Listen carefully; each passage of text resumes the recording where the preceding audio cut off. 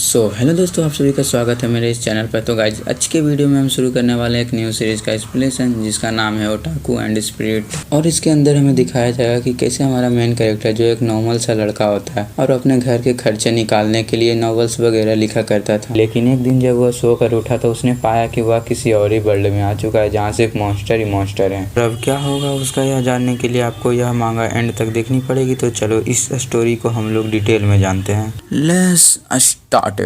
तो एपिसोड के स्टार्ट में हमारे मेन कैरेक्टर जूजीयू को दिखाया जाता है, जो कि मस्त आराम से सो रहा होता है बिस्तर में कि तभी वहाँ जोरदार भूकंप आ जाता है और जूजीयू की नींद खुल जाती है। फिर वह खिड़की के बाहर देखकर काफी सरप्राइज हो जाता है, कह रहा होता है क्या बकवास है, आखिर मेरे घर के सामने इतना बड़ा जंगल कैसे हो सकता है। वो हैरानी से कह रहा होता है आखिर मैं हूँ कहाँ और मेरे सामने वाली बिल्डिंग कहाँ। उसके 5वीं मंजिल पर रहने वाली लड़की नहाते समय अक्सर पर्दे लगाना भूल जाती थी, अब मैं उसे देखूंगा कैसे। और साथ ही देखते हुए कहता है यहाँ दूर दूर तक सिर्फ पेड़ ही पेड़ हैं और घनी झाड़ियाँ, और ऐसी जगह तो मैंने सिर्फ नॉवेल्स में ही देखा है। और फिर साथ ही चिल्लाते हुए हैरानी से कहता है क्या मैं दूसरे वर्ल्ड में ट्रैवल करके आ चुका हूँ और मेरे साथ मेरा घर भी आ चुका है, अब मेरी मोम मुझे नहीं छोड़ेंगी। और चिल्लाना शुरू कर देता है। तभी हमें सीन कुछ देर बाद का दिखाया जाता है, जहाँ जूजीयू कुछ सोच रहा होता है। फिर वह कहता है मुझे कुछ समझ में नहीं आया, मैं तो सिर्फ एक नॉर्मल सा लड़का हुआ करता था जो सिर्फ घर पे बैठकर नॉवेल्स लिखा करता है। और फिर साथ ही घड़ी की तरफ देखता है, उसमें दोपहर के 12 बज रहे थे। वे कहता है मुझे पहले पता लगाना होगा कि यह जगह कौन सी है, और अपनी मोटर बाइक निकाल कर वहाँ से जाने लगता है। और फिर साथ ही जाते हुए इधर उधर देखते हुए कहता है क्या जगह है यार, इधर ना तो एक भी मॉन्स्टर है और ना ही कोई ऐसी सुंदर लड़की जिसे मेरी मदद चाहिए। और मैं जैसे जैसे जंगल के अंदर जाता जा रहा हूँ, यह कोहरा भी अधिक घना होता जा रहा है। तभी उसकी नज़र किसी चीज़ पे पड़ती है, तो या तो एक जूजीयू अपने स्कूटर की स्पीड और भी तेज कर देता है। और जैसे ही वो वहाँ जाकर देखता है कि एक लड़की लेक में नहा रही है, तो जूजीयू काफी हैरान होता है। फिर उसकी नज़र उसके चेस्ट पे पड़ती है। तो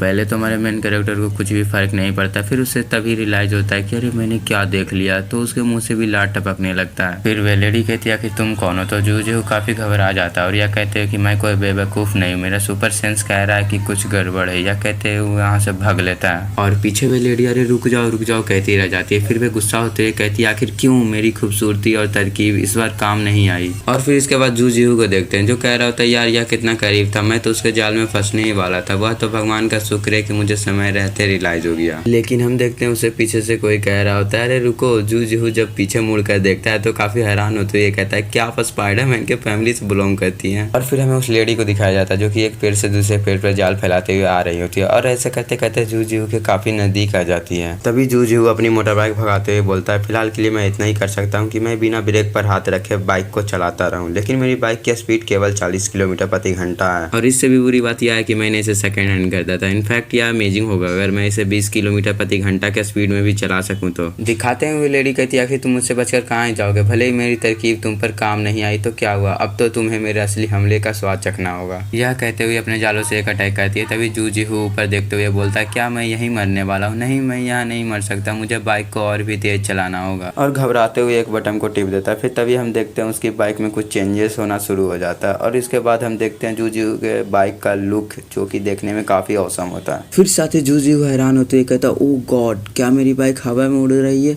और इसकी स्पीड पहले से तेज हो गई। हम देखते हैं उसकी स्पीड बढ़ती जा रही होती है, जो कि रुकने का नाम ही नहीं लेती। तभी हमें उससे कुछ दूरी पे क्रोकोडाइलों का झुंड दिखाया जाता है, जिसमें से एक क्रोकोडाइल बोलता है हो भोजन खुद चलकर हमारे पास आ रहा है, आखिरकार हम जैसे क्रोकोडाइलों को भी स्वादिष्ट भोजन मिलने वाला है। लेकिन हमारा मेन कैरेक्टर इतनी फोर्स से जाता है कि उसके बेब मात्र वो सारे क्रोकोडाइल इधर से उधर झटक जाते हैं। और जूजीयू चिल्लाते हुए कहता है यार मैं इसे रोक क्यों नहीं पा रहा। और फिर साथ ही दिखाया जाता है वो लेडी कहती है डैम इट, आखिर अचानक से उसकी स्पीड कैसे बढ़ गई और वो जिस चीज पे बैठा है वो है क्या। तभी दिखाते हैं जूजीयू की बाइक उसके घर के सामने आकर रुक गई होती है। तो जूजीयू कुछ सोचते हुए कहता है क्या मुझे अपने घर जाना चाहिए या पहले उससे निपटना चाहिए। यह कहते हुए बाइक से जैसे उतरता कि वो लेडी एक चट्टान को हमारे मेन कैरेक्टर के ऊपर फेंक कर मारती है। तो जूजीयू उसे डॉज करते हुए बोलता है मुझे ऐसा क्यों लगता कि वे लेडी मुझे मारना चाहती है। फिर वे लेडी कहती है लगता है क्या मैं तुम्हें सचमुच में मार डालना चाहती हूँ, अगर तुम में हिम्मत है तो अपनी जगह से हिलो मत। यह कहते हुए उसे पकड़ने ही जाती कि वे लेडी किसी चीज से भम से टकरा जाती है। जूजीयू पीछे मुड़ते हुए कहता क्या वे अब मेरे पीछे नहीं आ रही है। वे लेडी अपने नाक को पकड़ते हुए कहती है ओ नहीं, मेरे चेहरे में लगे हुआ कमीना अपने घर के बाहर बैरियर लगा कर रखा है, और उस पर लगातार मुक्के मारना शुरू कर देती है। और इधर साथ ही दिखाया जाता है जूजीयू को, जो कि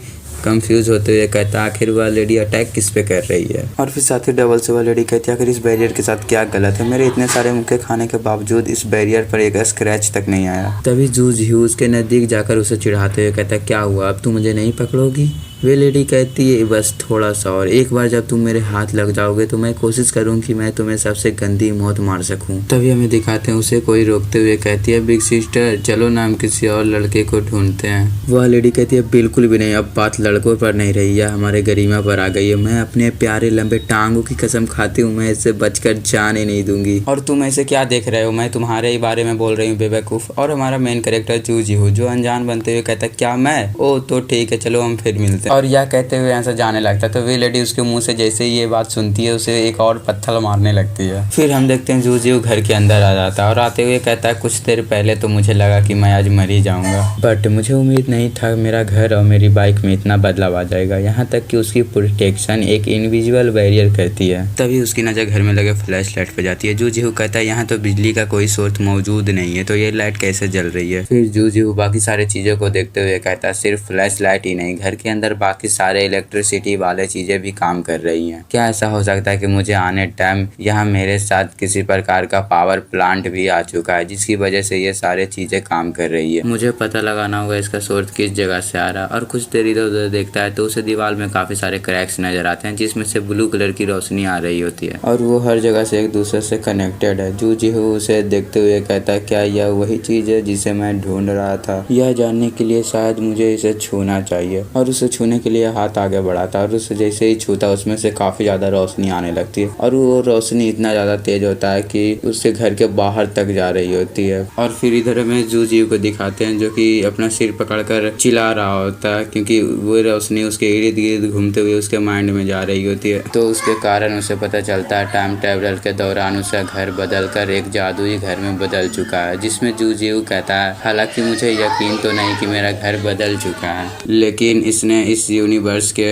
नियमों को आत्मसात कर लिया है इसलिए यह एक जादुई उपकरण के रूप में बदल गया है। अब यह केवल पुराना घर नहीं रहा। और अपने घर में पड़े सामानों को देखते हुए कहता है अब यह सब जादुई हो गया है। इसमें कोई शक नहीं कि मेरा बाइक हवा में कैसे उड़ रहा था और नल उस आभा को बदल सकता है जिसे उसने पानी में अवशोषित किया है और ऐसा होने पर मैं इसे भगवान के उपकार के रूप में लूंगा। और फिर डबल से जू जीहू को दिखाते हैं जो कि फर्श पे लेटकर गेम खेल रहा था और बोलता है यह इतना भी बुरा नहीं है, बाहर के साइड जितना भी बड़ा खतरा आ जाए लेकिन जब तक मैं घर के अंदर हूँ मेरे पास सुरक्षा और भोजन दोनों है और ये खास तौर पे मेरे लिए बनाया गया है तो मैं भला बाहर क्यों ही जाऊँगा। और हमें बाहर के साइड दिखाया जाता है जहाँ वो लेडी बैरियर के ऊपर अपने फुल फोर्स के साथ पंच पे पंच मार रही होती लेकिन उसके इतने कोशिश करने के बाद भी उस बैरियर को कुछ नहीं होता। और जू जीहू को दिखाते हैं जो स्माइल करते हुए कहता है मूर्ख लड़की अब क्या कर रही है, जब तक मैं घर के अंदर हूँ इधर का किंग अपू नहीं है, वो चाहे जितना ही अटैक कर ले बट उसके अटैक मेरे तक पहुँचने वाले ही नहीं। और होता भी यही है। दिखाते हैं वे लेडी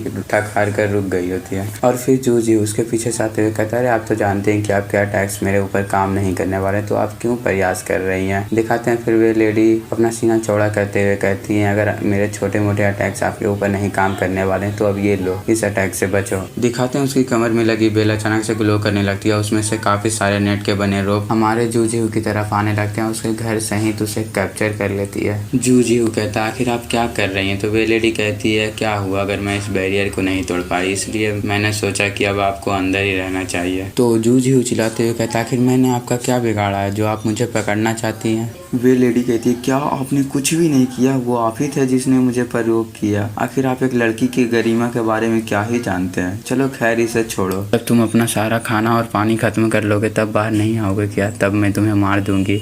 तो यदि इससे बचना चाहते हो। तभी जू जीहू उसकी बातों को काटते हुए कहता है I am sorry my lady but क्या आप मुझे बता सकती हैं कि आप अभी तक आप सिंगल हैं क्या। वे लेडी थोड़ा हिचकिचाते हुए कहती है हाँ बट तुम्हें कैसे पता। तो जू जीहू कहता नहीं मैं तो बस ऐसे ही पूछ रहा था, वो एक्चुअली तुम बहुत जिद्दी हो ना तो इसलिए मुझे लगा कि तुम अभी तक सिंगल हो। तो वे लेडी जूजियो को देखते हुए एक पंच मारती है और कह रही होती है, कमीने तुम्हारी हिम्मत कैसे हुई मुझे सिंगल बोलने की, ना जाने कितने लड़के मुझसे शादी करने के लिए मरे जा रहे हैं। कि तभी वहाँ ढोल नगाड़ा पीटने की आवाज आती है और कोई कह रहा होता है यदि वे सभी राजी हो जाएं तो इस जमावड़े को लेडी स्पाइडर की गुफा के सामने रोका जाए। तो ये आवाज सुनने के बाद ये दोनों उधर की तरफ देखते हैं जहाँ हमें काफी सारे बुल मॉन्स्टर दिखाए जाते हैं जो कि बारातियों की तरह ड्रेसअप होकर डोली उली लेकर इन दोनों की तरफ बढ़ रहे होते हैं। तो इन्हें अपनी तरफ आता देखिए दोनों एक दूसरे के ऊपर फिंगर पॉइंट करते हुए कहते हैं क्या आज तुम्हारी शादी है। फिर वे दोनों एक ही साथ कहते हैं नहीं बिल्कुल भी नहीं। तो गाइस इसी के साथ इस एपिसोड को यही एंड करते हैं, फिर मिलते हैं इसी के नेक्स्ट वीडियो में, जब तक के लिए